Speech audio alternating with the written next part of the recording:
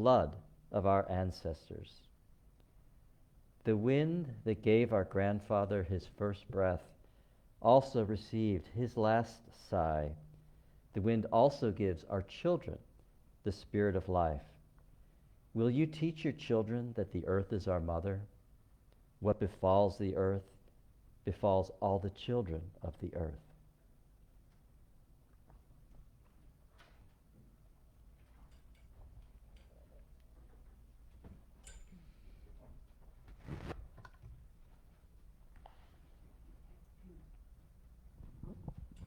This is for us to sing the 3 R's. Remember, the words are reduce, reuse, recycle. And sing along at home if you feel like it. We're going to sing it 4 times. Every time I raise my hand, we're going to sing it 4 times back to back. Reduce, reuse, recycle. And if you don't want to sing it, yeah, yell it out.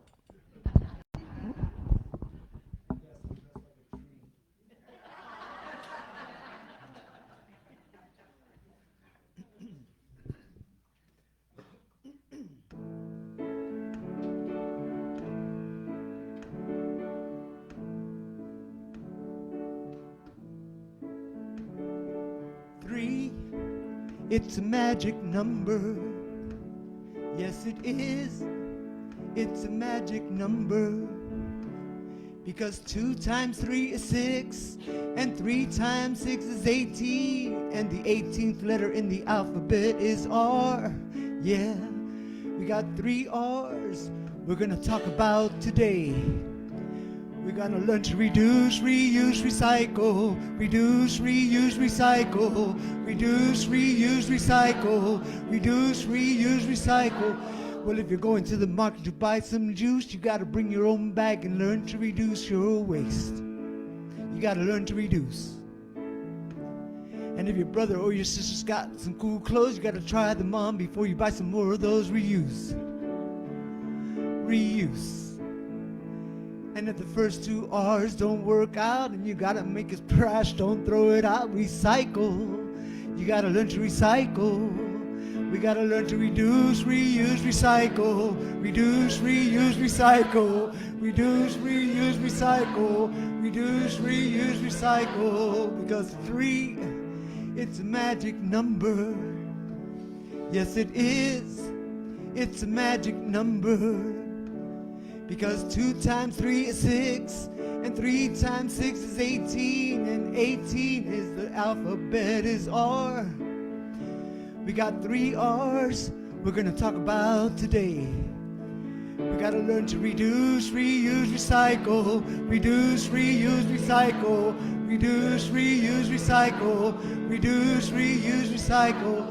Well, if you're going to the market to buy some bread, you gotta bring your own bags and learn to reduce your waste. You gotta learn to reduce. And if your brother or sister's got some cool toys, play with them before you buy some more of those. Reuse. Reuse.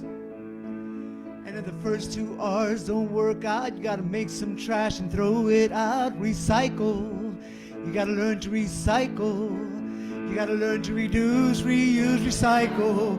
Reduce, reuse, recycle. Reduce, reuse, recycle. Reduce, reuse, recycle. Reduce, reuse, recycle. Reduce, reuse, recycle. Reduce, reuse, recycle. Remember 3, it's a magic number. Reduce, reuse, recycle. Reduce, reuse, recycle. Reduce, reuse, recycle. Reduce, reuse, recycle.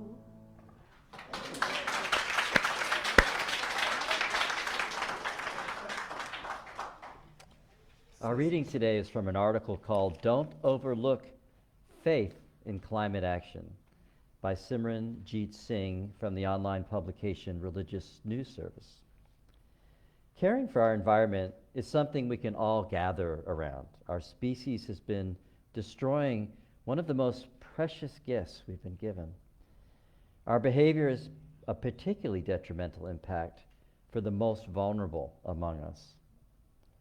And some might ask what faith has to do with the conversation on climate change. But I feel moved to ask a parallel question. What's more faithful than caring for ourselves and for one another? Recent data from the Pew Research Center confirms what we already know.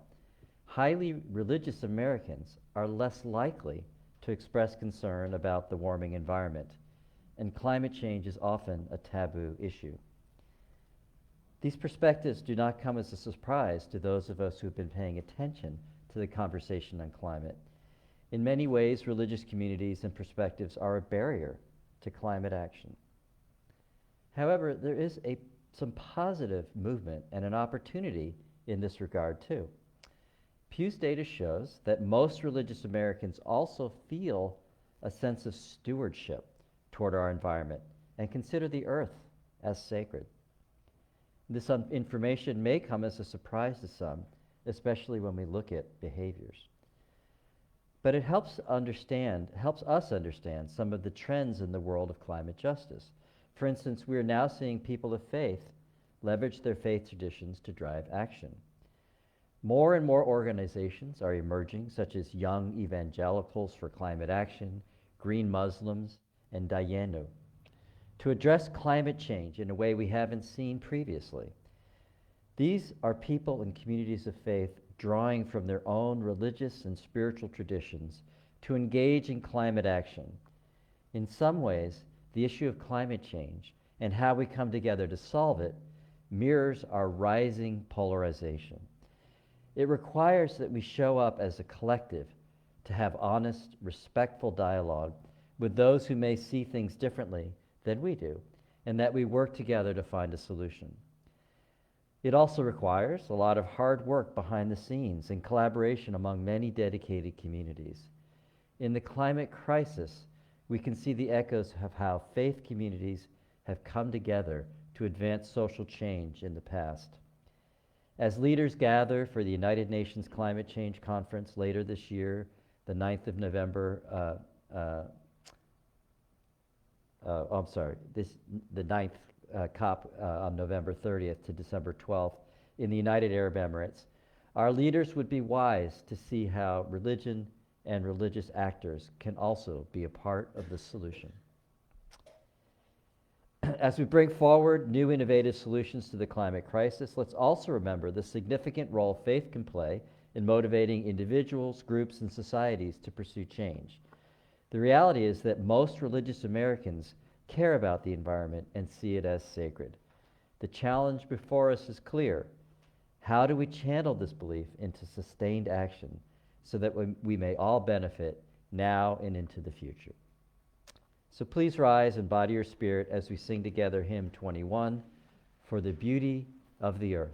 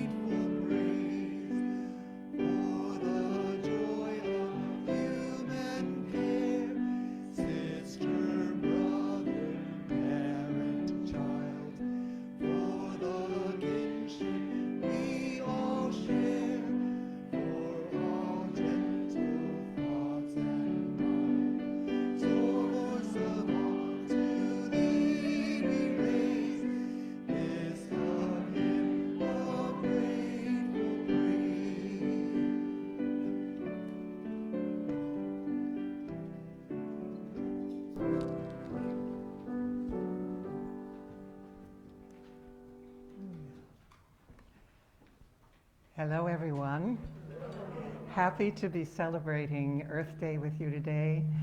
The theme, actually, for my comments today is celebrating the Earth, past, present, and future.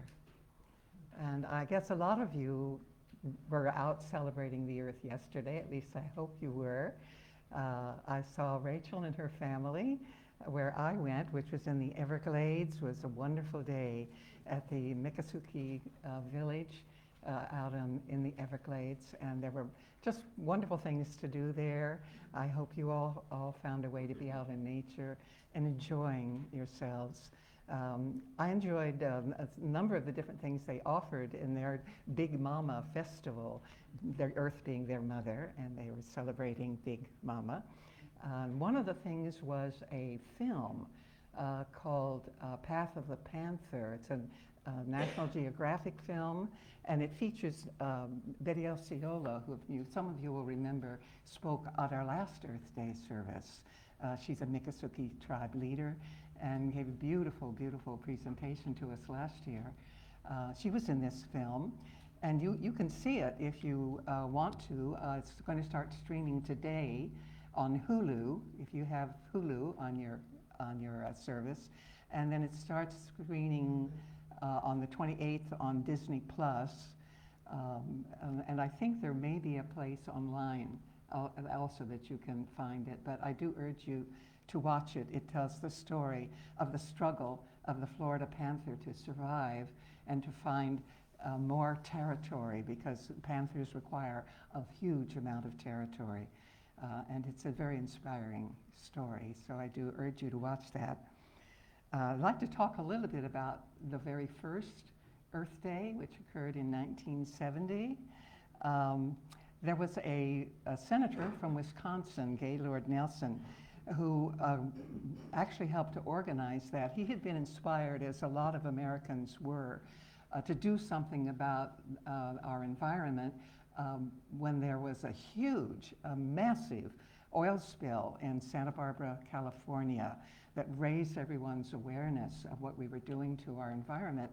And he thought about the college demonstrations during the Vietnam War, and he said, boy, if we could just get people to gather together and demonstrate for the environment, that would be very impactful. And indeed, it was.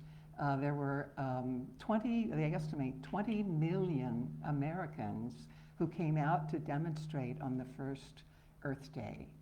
Now, of course, he wasn't alone in making that happen. There were hundreds, maybe thousands of people across the nation who worked locally to put together demonstrations.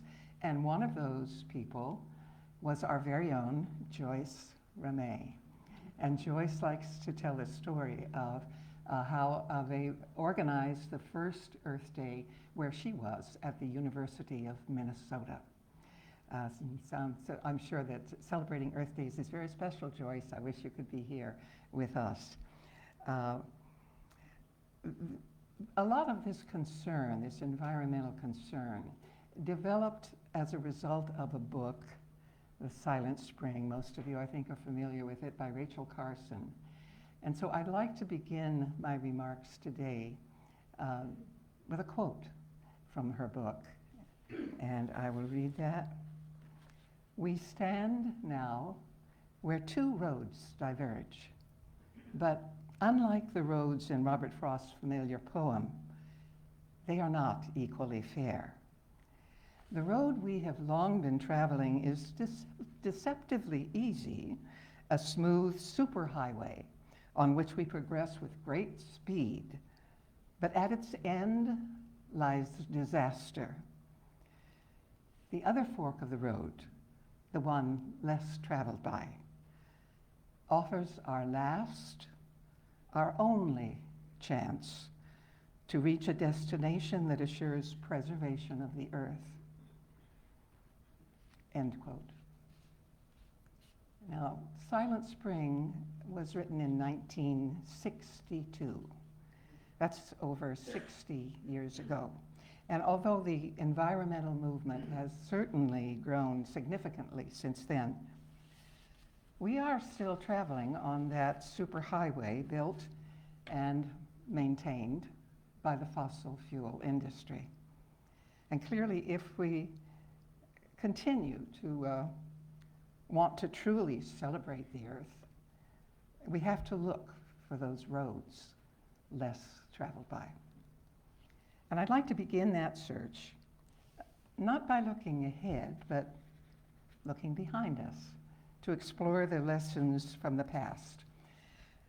Let's examine what are now called the Americas, the Western Hemisphere of our planet, as it was over 500 years ago during the 15th century, when it was inhabited by hundreds or thousands of indigenous tribes. Now, what kind of relationship did those tribes have with the environment? It was and it remains today, in surviving indigenous cultures, essentially a harmonious one. For they saw themselves not as separate from the earth, but as a part of the natural world, related to all the other living creatures. Now, there's a reason why the lands that that were, quote, discovered by the Europeans in the 15th century were considered unspoiled, virgin territory. The indigenous tribes that inhabited them, they had done that, they had been here for thousands of years.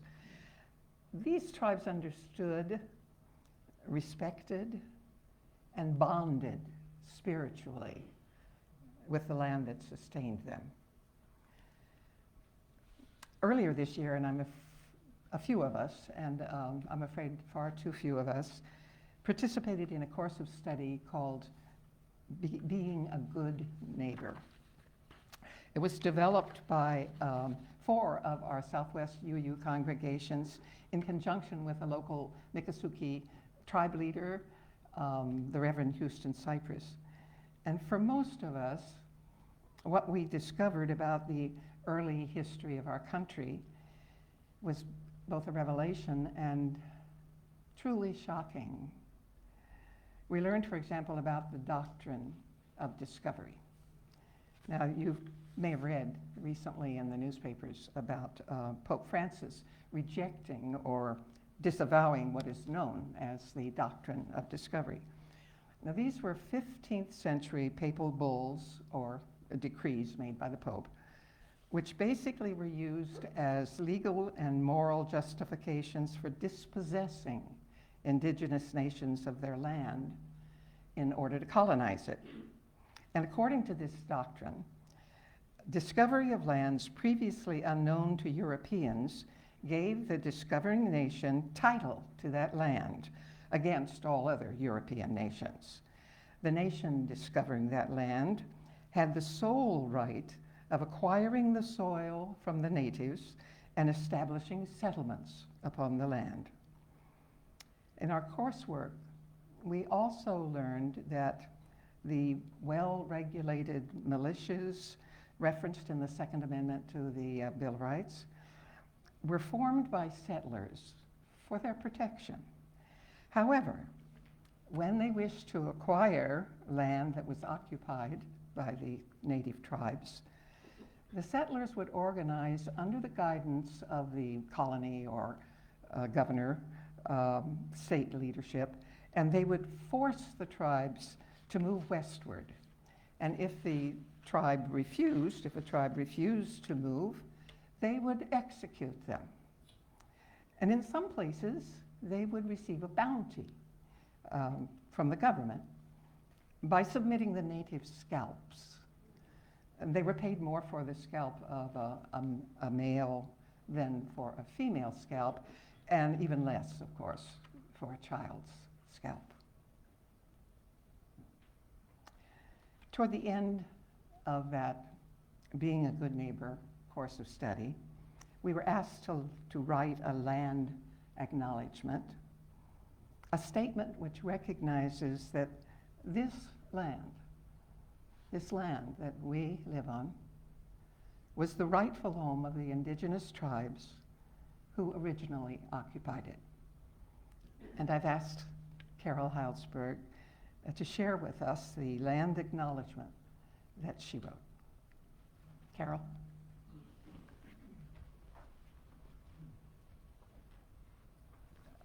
Do you have the microphone?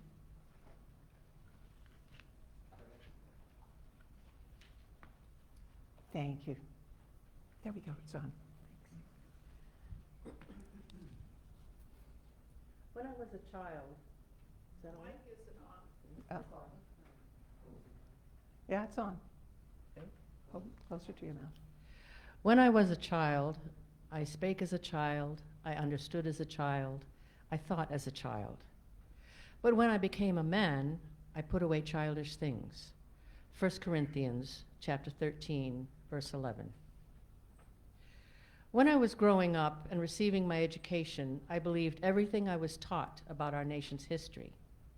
But now, since taking this course, I feel my eyes have been opened and I have a much more complete understanding of just how our nation grew to stretch from sea to shining sea. This included tactics such as appropriation of lands without compensation, theft, and forcible relocation and confinement, kidnapping, of members of the indigenous tribes, and of course, mass murder. As an adult, I am now confronted with the question of what I, as an individual, can do to try to atone for the atrocious, inhumane, and outright felonious treatment of the indigenous cohabitants of this continent. I have decided on a few courses of action. First, as a member of the All Faiths Unitarian Congregation and our Climate Action Team, I plan to work to facilitate educational opportunities for our entire membership so that those who do not yet know the truth can be enlightened as I have been.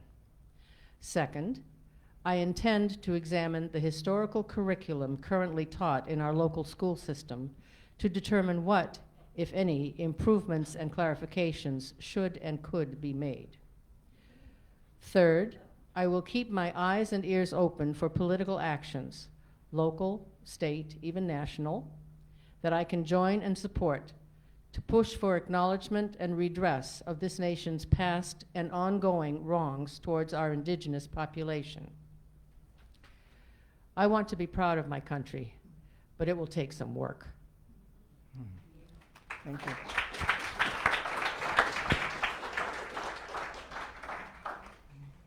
Thank you, Carol.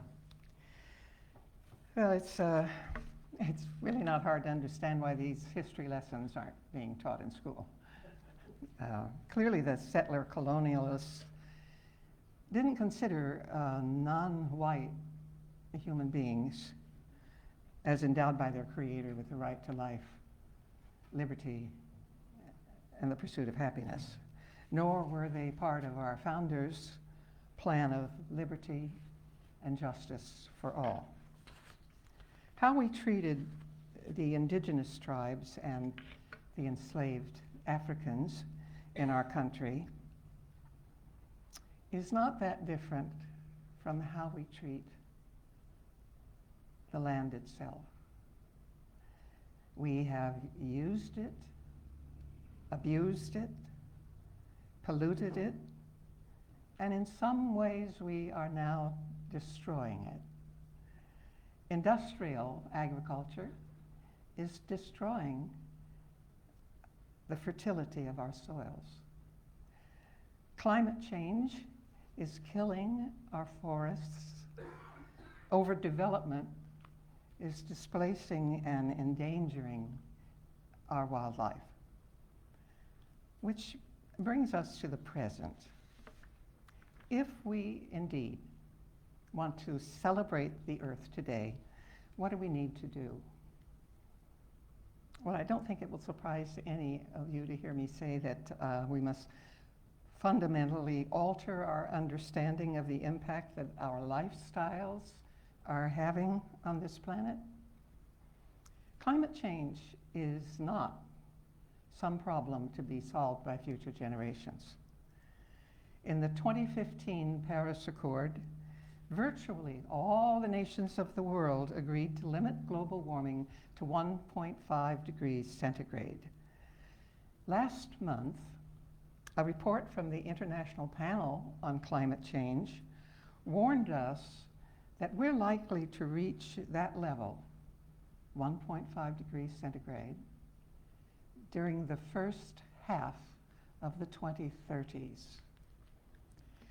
Beyond 1.5 degrees centigrade, scientists tell us that the impact of catastrophic heat waves, flooding, drought, crop failures, and species extinction becomes significantly harder for humanity to handle. We've already warmed an average of 1.1 degrees centigrade, and with the global fossil fuel emissions setting new records last year, the goal of 1.5 degrees centigrade is quickly slipping out of reach. We need to cut greenhouse gas emissions in half by 2030 and completely by 2050. The IPCC report makes clear that humanity's actions today will reshape the planet for thousands of years.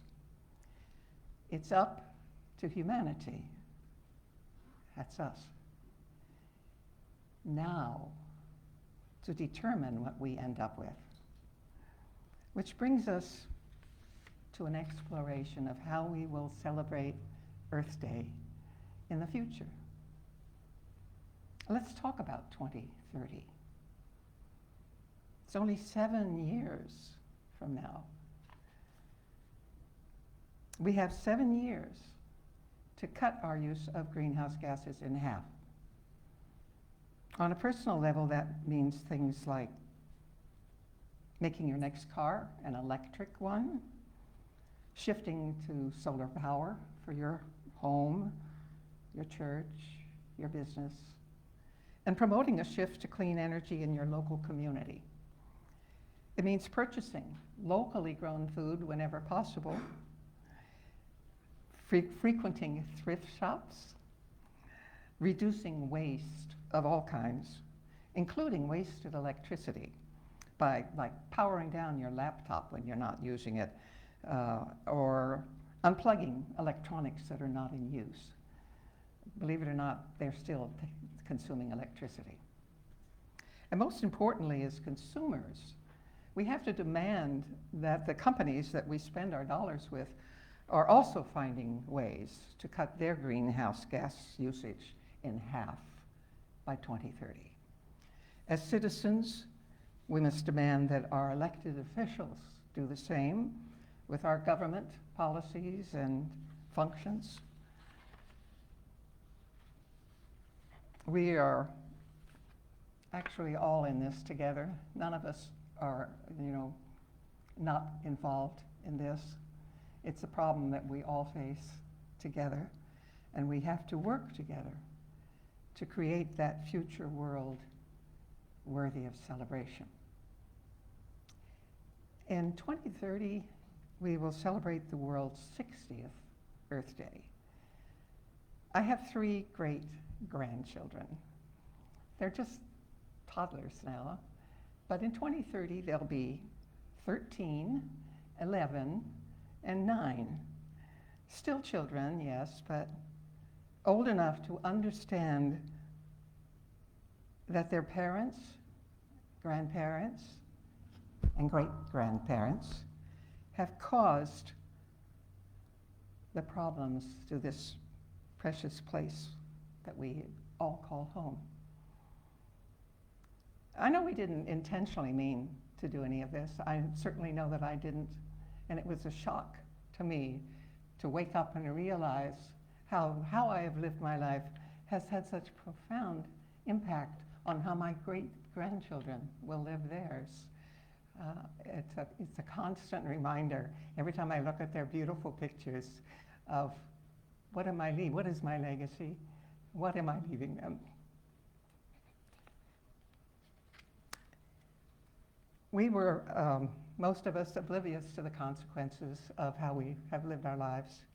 But now in 2023, we know we all know. We have no excuse for not altering the ways that we are treating our beloved planet. So let us use our imagination, our creativity, our knowledge, our intelligence, and truly celebrate the earth by learning to live in harmony with nature. It is time for each and every one of us to embrace and act upon the knowledge that we are responsible for protecting and preserving this interdependent web of existence of which we are a part. May it be so.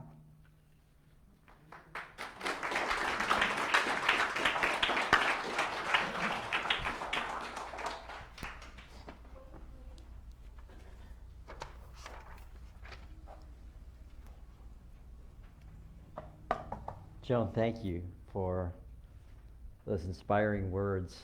I had a chance to give a talk on Friday as a part of Earth Day celebrations, and I just wanted to add 3 facts that I think complement some of the points that Joan made. First, and this is from the International Energy Agency, all the technology we need to transition away from fossil fuels exist today. Second, the cheapest sources of new energy generation are wind and solar in almost all the world, and within 5 years they're expected to be the cheapest sources in all the world. So there's an economic incentive. And then the third fact is a little humbling, which is that fossil fuel companies have identified through their prospecting $100 trillion worth of gas and oil and coal still in the planet, which is 10 times more than we can afford to burn to stay within the 1.5 degrees Celsius that Joan mentioned. So I say that fact because one of the other things we can do in addition to making changes in our own lives is to help combat the disinformation the fossil fuel industry is spreading to perpetuate as long as possible their profit making, which is what they're in business for. So, but we need to make a shift there. Anyway, now it's time for the offertory, and yes. Let me. So, what can we do this week? Hang on, let me get you the microphone. Good morning, thank you. Good morning. So what are we going to do this week to make a difference? I'd like to present to our speaker, our message giver, these bags which can be reused forever. Oh, these bags can be used forever. These are from the Wilderness Society, to which I belong because I send them money. That's, you send them money, you belong. So, Joan, little ducklings here, a hummingbird, and my very favorite, the penguin, who lives this awful life in the cold. Nevertheless, they persist. Lee County uses some of your tax money to fund and keep open a recycle center out on Topaz off Metro. You got some old paint, it's been there 25 years. You think, what am I going to do with it? They'll take it. If you want free paint of good quality, go there and take as many pints or gallons as you would like.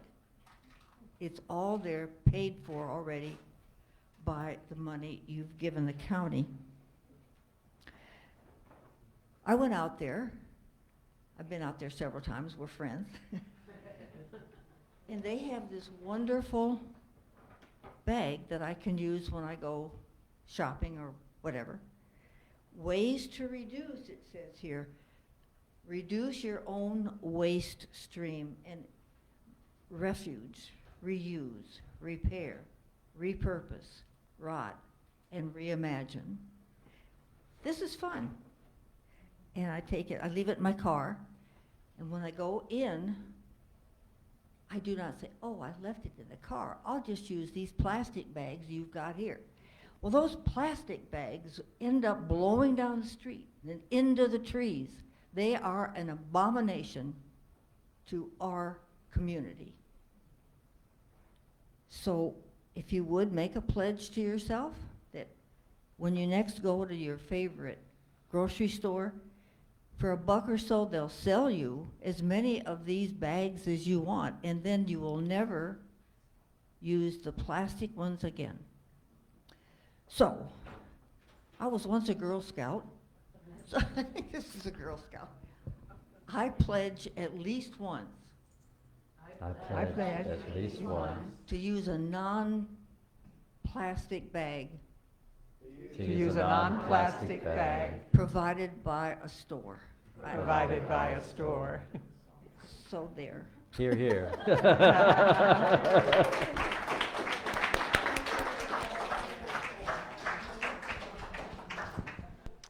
Now it's time for the offertory.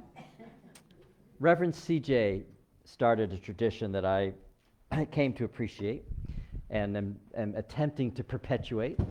And that is to tell a joke before the offertory under the theory that laughter makes us more generous. So, I got in my head a little bit this morning about this joke. I'm like, did I already tell this one? But if I did, please laugh again.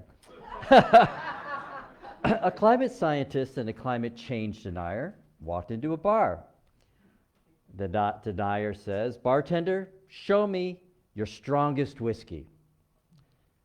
The bartender said, "This one here, it's 95% alcohol." The denier slams down his fist and leaves the bar in a hurry. And the scientist says, "You know, that's the problem with these guys. You show them the proof, and they still don't buy it."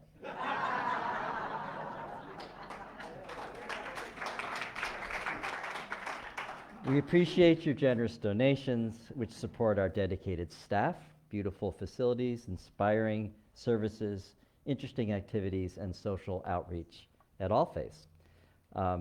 If you're with us live streamed, you can mail checks to the website, to our address found on the website, or visit the website and make a donation there at allfaceuu.org. Our morning offering will now be taken. And before singing the song, I want to remind us how beautiful Joan last year sang John Denver's song, "Celebrate Earth Day Every Day," which is a reminder that it's not just April 22nd, but it's every day. Just like World Peace Day is September 21st, I believe that should be every day as well. This is a beautiful song by John Lennon's son, called "Saltwater."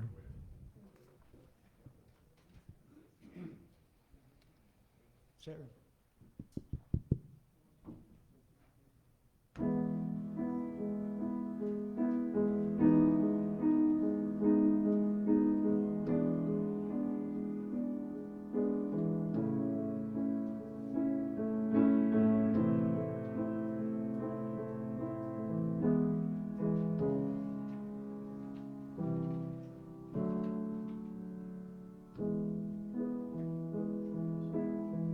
We are a rock revolving around a golden sun. We are a billion children rolled into one.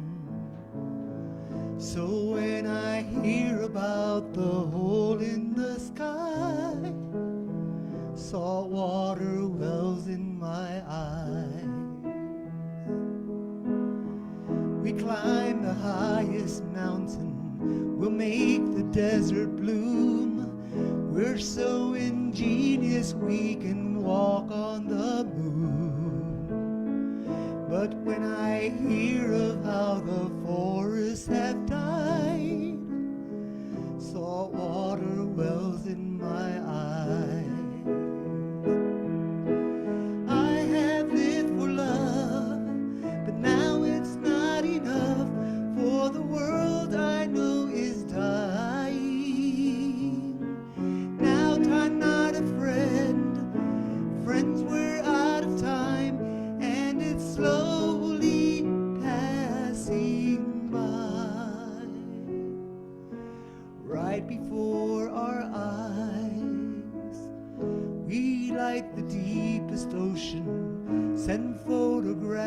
Mars. We're so enchanted by how clever we are. Why should one baby be so hungry they cry? Salt water wells in my eyes. I have lived for love, but now it's not enough, for the world I know is dying. Time is not a friend, and friends we're out of time, and it's slowly passing by, right before our eyes. We are a rock revolving around a golden sun. We are a billion children rolled into one. What will I think of me the day that I die? Salt water wells in my eyes. Salt water wells in my eyes.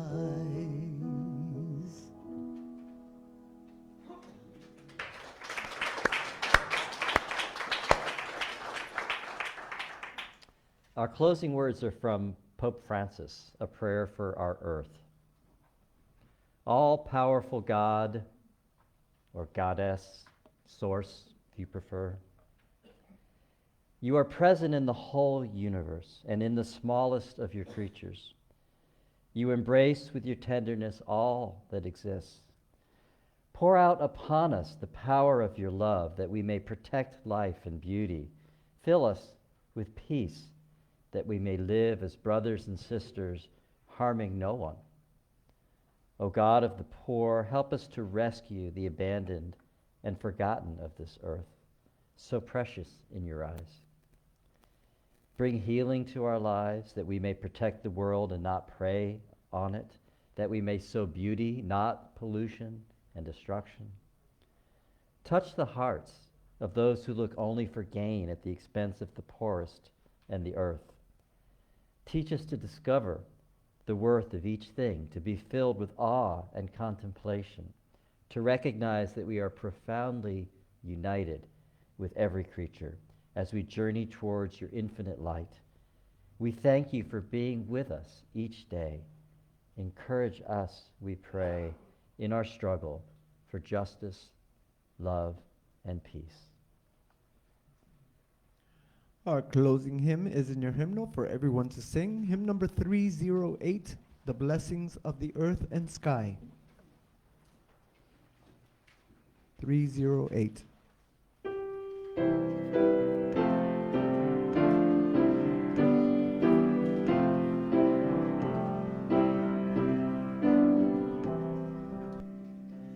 The blessings of the earth and sky upon our friendly house do lie. The rightness of our Master's art has blessed with grace its every heart. The warmth of many hands is true in human blessings on this throne. The wind upon the lakes and hills performs the nature rituals. The worship of our human toil brings black raiment, his sun and soil. The words and music we the earth in nature's wandering of our worth. Here we restore ancestral dreams, enshrine in floor and wall and a monument of in we build. In their pressure be fulfilled, a toll in help our children prove, in earth of fullness and of love.